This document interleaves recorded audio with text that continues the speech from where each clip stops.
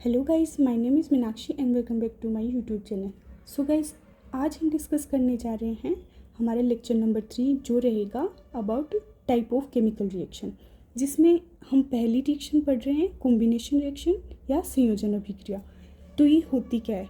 Reaction in which a single product is form from 2 और more reactants, यानी कि हमारा एक सिंगल प्रोडक्ट बन के आता है जब 2 या 2 से अधिक रिएक्टेंट रिएक्शन करते हैं। अब हम एग्जाम्पल देखते हैं। तो हमारा फर्स्ट एग्जाम्पल है फॉर्मेशन ऑफ स्लेक्ट लाइम, यानी कि भुजा हुआ चूना। कैल्शियम ऑक्साइड क्विक लाइम बोलते हैं इसे। ये है हमारा बिना भुजा हुआ चूना जो कि सॉलिड फॉर्म में होता है।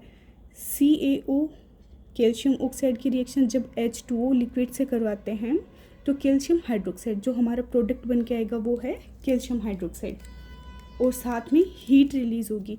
ये रिएक्शन हीट कैसे रिलीज़ हुई? क्योंकि ये रिएक्शन इतनी तीव्र गति से होती है, इतनी तेज़ी से होती है कि यहाँ पे प्रोडक्ट बनने के साथ साथ हमारी हीट भी रिलीज़ होती है। और ऐसी कोई भी रिएक्शन जिसमें हीट रिलीज़ हो रही है उसे ऊष्माक्षेपी या एक्सोथर्मिक रिएक्शन बोलते हैं। अब जो हमारा क्विक लाइम है इसका यूज़ क्या है? इसका यूज़ है वाइट वॉश, जो कि हम दीवारों की सफ़ेदी होती है वो कैल्शियम ऑक्साइड की वजह से होती है। और कैसे होती है ये प्रोसेस हम देखते हैं आगे। कैल्शियम हाइड्रोक्साइड का यहाँ पे फॉर्मेशन हो चुका है जब कैल्शियम हाइड्रोक्साइड CO2 से रिएक्शन करता है, क्योंकि एनवायरनमेंट में जब हमने बना दिया स्लेक्ट लाइम हमारा बन चुका है। अब जब ये एनवायरनमेंट में रहेगा तो ऑक्सीजन के प्रेजेंस में ये क्या करेगा? वायु में ऑक्सीजन भी है, CO2 भी है, तो ये CO2 से रिएक्ट करेगा और CO2 से रिएक्ट करके कैल्शियम कार्बोनेट जो कि एक सॉलिड फॉर्म में है प्रोडक्ट का निर्माण करेगा, और साथ में यहाँ पे H2 जो कि लिक्विड फॉर्म में है वो बचेगा। अब ये कैल्शियम कार्बोनेट जो हमारा प्रोडक्ट बन के आया है ये क्या काम करता है? इसका काम है जो कि हमारी दीवारें होती हैं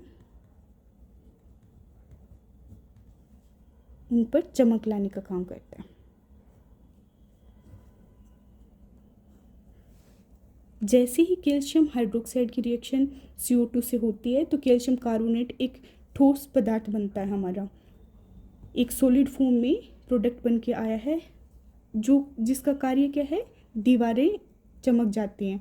हमने वाइट वॉश करा, हम देखते हैं 2 से 3 दिन बाद में वो जो वाइट वॉश किया हुआ है उस पर थोड़ी चमक आ जाती है। वो चमक कैल्शियम कार्बोनेट के बनने के कारण आती है। यहाँ पे एक चीज़ जो ध्यान रखने लायक है वो है कैल्शियम जो कार्बोनेट होता है वो जल में अविलय होता है। अविलय है तभी यहाँ पे H2 अलग बचा है कि अगर ये विलय होता तो ये साथ में रिएक्ट कर सकते थे, लेकिन यहाँ पर ऐसा नहीं होगा। यहाँ पर कैल्शियम कार्बोनेट सॉलिड फॉर्म में बनता है जो कि जल में अविलय। ये बहुत इंपॉर्टेंट है गाइस, इसे हम स्टार मार्क कर देते हैं, ध्यान रखना है ये। तो जल में अविलय प्रोडक्ट बनता है जिसे हम कैल्शियम कार्बोनेट बोलते हैं। और जो मार्बल होता है हमारा, जो कि मार्बल है जिसे हम संगमरमर बोलते हैं,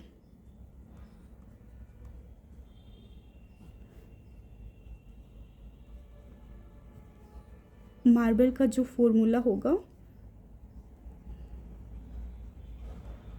वो होगा कैल्शियम कार्बोनेट।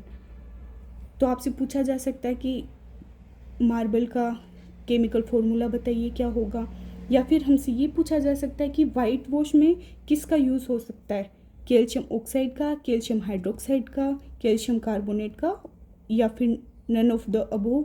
तो इनमें से क्या आएगा? कैल्शियम ऑक्साइड होगा, क्विक लाइम, जो कि दीवारों की सफ़ेदी में काम आता है, जो हम वाइट वॉश जिसे बोलते हैं। और ये तेज़ी से होने वाली रिएक्शन है जहाँ हीट रिलीज होगी जिसे हम ऊष्माक्षेपी। तो क्या एक संयोजन अभिक्रिया है वो क्या ऊष्माक्षेपी हो सकती है? तो हाँ, हो सकती है।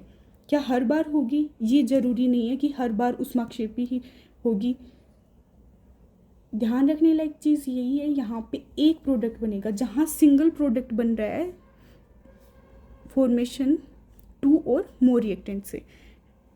2 या 2 से अधिक जब रिएक्टेंट रिएक्शन करते हैं तो हमारे ये सिंगल प्रोडक्ट बन के आता है, सिंगल प्रोडक्ट।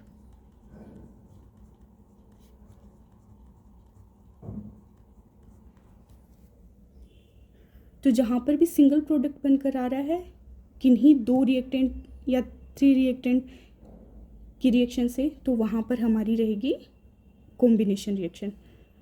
यहाँ हमने मार्बल का फॉर्मूला पढ़ लिया है। कैल्शियम कार्बोनेट का यूज़ क्या है, दीवारों को चमकाने के लिए, जो कि जल में अविलय होता है, अघुलनशील भी बोल सकते हैं इसे। अब हम आगे देखते हैं।